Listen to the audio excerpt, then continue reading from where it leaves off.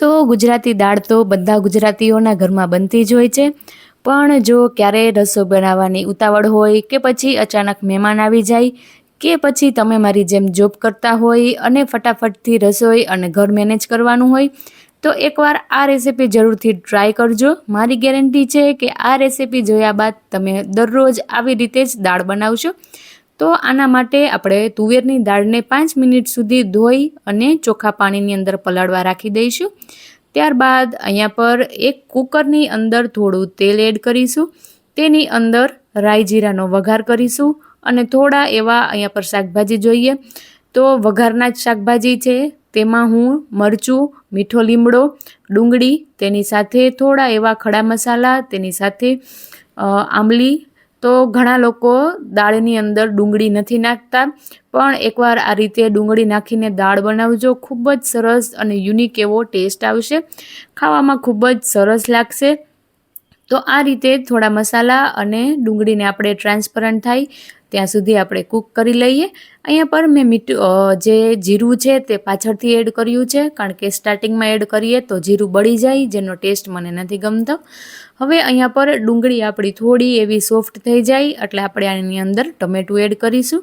હવે ટમેટું અને બધા જે આપણા થોડા એવા શાકભાજી છે તેની કુકિંગ પ્રોસેસ ફાસ્ટ થઈ જાય તેના માટે અહીંયા પર થોડું મીઠું અને હળદર નાખી સારી રીતે મિક્સ કરીશું, જેથી કરી ડુંગળી ટમેટાં એકદમ ફટાફટથી સોફ્ટ થઈ જાય। જો તમે ચેનલ ઉપર નવા હોય અને હજુ સુધી ચેનલને સબસ્ક્રાઈબ ના કરી હોય તો આવા ઇન્સ્ટન્ટ રેસિપીઝ જોવા માટે ચેનલને જરૂરથી સબસ્ક્રાઈબ કરી દેજો। હવે અહીંયા પર આપણો જે વઘાર છે તે એકદમ રેડી છે અને અહીંયા પર પલાળેલી દાળ, તો અહીંયા પર તમે જુઓ તો મેં અહીંયા પર ડાયરેક્ટ જે દાળ આપણે પલાળવા રાખી હતી બાફિયા વગરની જ તેને આપણે આમાં એડ કરી દઈશું। તો જે આપણે રૂટીનની દાળ બનાવતા હોઈએ છીએ તેના માટે પહેલાં દાળને બાફીએ ત્યારબાદ વઘાર કરીએ, તેમાં ઘણો બધો ટાઈમ જોઈએ છે। જો તમારે ઉતાવળ હોય તો આ રીતે 1 પોટ દાળ બનાવી અને જરૂરથી ટ્રાય કરી શકાય, ફટાફટ બની જાય છે અને ટેસ્ટી પણ એટલી જ લાગે છે।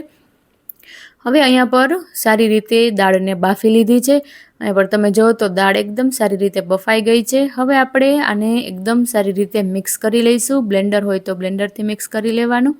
તેની પહેલાં અહીંયા પર થોડાક એવા મસાલા જોઈ લઈએ, તો અહીંયા પર થોડો એવું હું લાલ મરચું, તેની સાથે થોડું એવું ધાણા જીરું અને 1 ચપટી કરતાં પણ ઓછો ગરમ મસાલો, એટલા ઓછા મસાલાથી ફ્લેવર તો ખૂબ જ એવો સરસ આવશે અને જે આપણે રૂટીનની દાળ બનાવતા હોઈએ છીએ તેના જેવો જ સ્વાદ આવે છે। હવે આ દાળને જાડી કે પાતળી તમે તમારી ચોઈસના એકોર્ડિંગ કરી શકો। અહીંયા પર મેં જે ગોળનો પાવડર આવે છે તે એડ કર્યો છે, આની જગ્યાએ તમે ગોળ કે પછી ખાંડનો પણ ઉપયોગ કરી શકો છો। તો એકદમ પરફેક્ટ અને ફટાફટ બની જતી દાળ આપણી બનીને એકદમ તૈયાર છે। કોઈ પણ મહેમાન આવે તો ફટાફટથી એકવાર આ રીતે જરૂરથી ટ્રાય કરજો, તમને ખૂબ જ ભાવશે। આની કન્સિસ્ટન્સી તમે તમારી ચોઈસના એકોર્ડિંગ કરી શકો છો, થીક જોતી હોય તો થીક, અને દાળ ભાતની જે દાળ આવે છે આછી તે કરવી હોય તો થોડુંક પાણી એડ કરી અને તે પણ બનાવી શકાય।